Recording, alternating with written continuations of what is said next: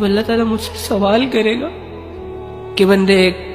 زندگی دی تھی کیسے گزاری، جوانی دی تھی کیسے گزاری، کیا کرتے رہے دنیا میں، تو میری ندامت اتنی گہری ہو کہ اس ندامت میں چپ چاپ اللہ کے سامنے بس کھڑا رہوں، اور دل میں یہ یقین ہو کہ بس تو جانتا ہے سب کچھ، اب تو رب ہے، کیا کیا بتاؤں آپ کو، دیکھا تو ہوا آپ نے سب کچھ، جو کیا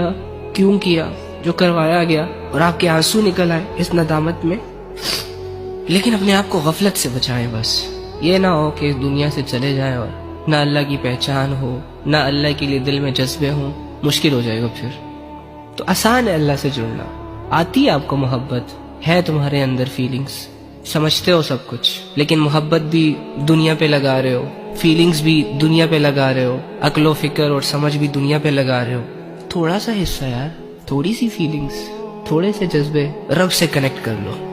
مان لو کہ میرا ایک اللہ ہے اور وہ میرا اپنا ہے، بہت اپنا،